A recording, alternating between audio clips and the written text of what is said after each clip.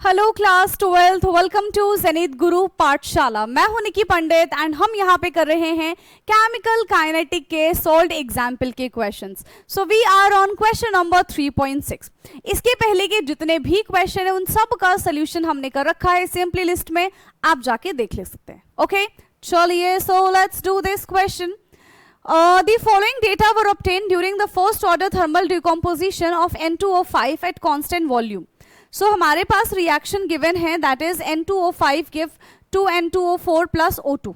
ठीक है, यही हमारे पास है 2N2O5 give 2N2O4 plus O2।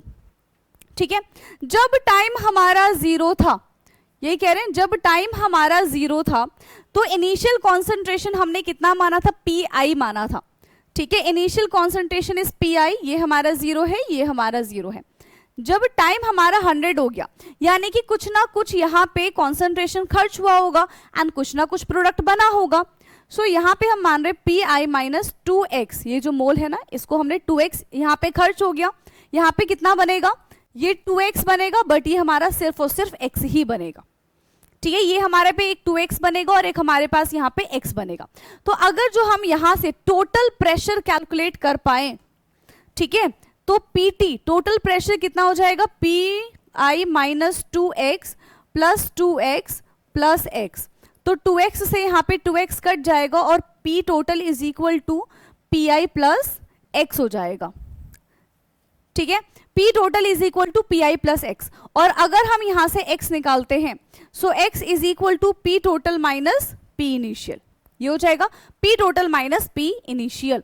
अब देखो x is equal to P total हमारे पास कितना दे रखा है इधर, ठीक है, फाइनल हमारे पास 0.512 है और इनिशियल हमारे पास 0.5 है। सो 0.512 माइनस 0.5, तो यहां से x की वैल्यू कितनी आ जाएगी, 0.012। ठीक है, कितनी आ जाएगी, 0.012, और यूनिट क्या रहने वाली है बेटा इसकी, ATM यूनिट रहेगी। ठीक है, क्या यूनिट रहेगी इसकी, ATM यूनिट रहेगी। यूनिट लगाना बिल्कुल भी नहीं भूलना है। तो यहां से हमने x की वैल्यू कैलकुलेट कर ली। Now calculate the remaining pressure. ठीक है, calculate the remaining pressure of N2O5। Calculate the remaining pressure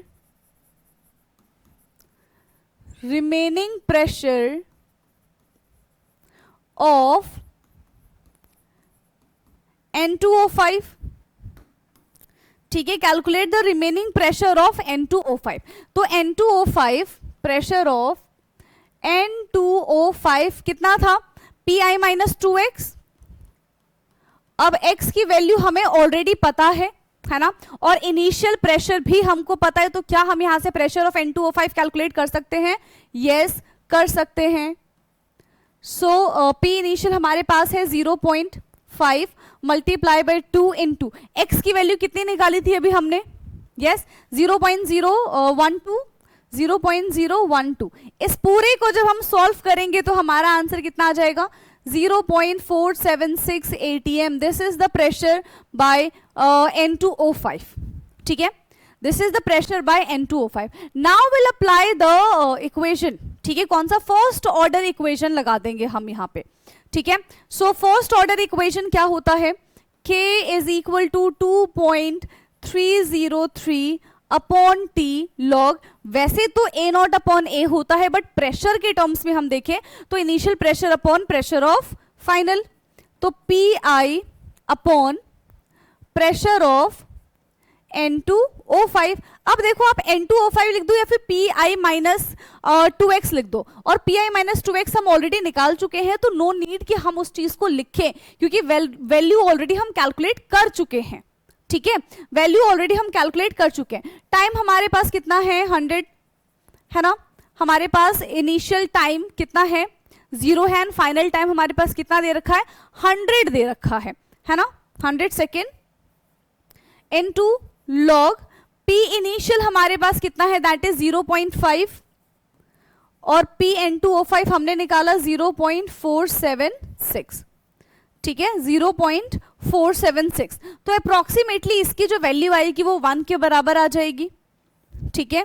so k is equal to 2.303 upon 100, है ना, log 0.5 अपॉन log 0.479, इसको हम मल्टीप्लाई करेंगे अगर, तो ये आ जाएगा log 1.05 के आसपास की वैल्यू आ जाएगी, ठीक है। हमने इतना मान लिया, log 1.05 की वैल्यू आ जाएगी, ठीक है। अब देखो, log 1 होता है 0, log 2 होता है 0.30, बट यहां पे हमारे पास log 1.5 है, तो वैल्यू 0 और 3.0 के बीच में आएगी, है ना, 0 एंड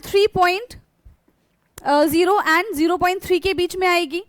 सो 2.303 अपॉन 100, और जब आप इसको सॉल्व करेंगे log 1.05 को जब आप बेटा सॉल्व करेंगे तो आपके log की वैल्यू कितनी आने वाली है, 0.021, कितना आ जाएगा, 0.021, और यहां से हमारी जो k की वैल्यू आएगी वो कितनी आ जाएगी, 4.98 into 10 raise to the power -4, 4.98 into 10 raise to the power -4, वो भी सेकेंड इनवर्स में, ठीक है। किस में आएगा, वो भी सेकेंड इनवर्स में आएगा जब आप इसको कैलकुलेट करेंगे तो, ठीक है बेटा। जब आप इसको कैलकुलेट करेंगे तो आपकी वैल्यू अप्रोक्सीमेटली, ठीक है, यही आने वाली है, 4.98 into 10 raise to the power -4 second inverse. फटाफट से बताएंगे कि क्या ये क्वेश्चन आपको समझ में आया है, यस क्या ये क्वेश्चन आपको समझ में आया है। यहाँ पे हमें k के टर्म्स में कैलकुलेट करना था, कैलकुलेट द रेट कांस्टेंट,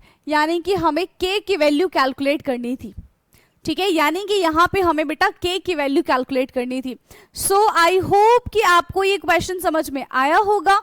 बाकी अगर कोई भी डाउट होता है इस क्वेश्चन में तो कमेंट करके जरूर पूछिएगा। आज के लिए इतना ही, बाकी अब हमारी मुलाकात होगी नेक्स्ट क्वेश्चन में, तब तक के लिए पढ़ते रहिए। Thank you so much and bye bye, take care.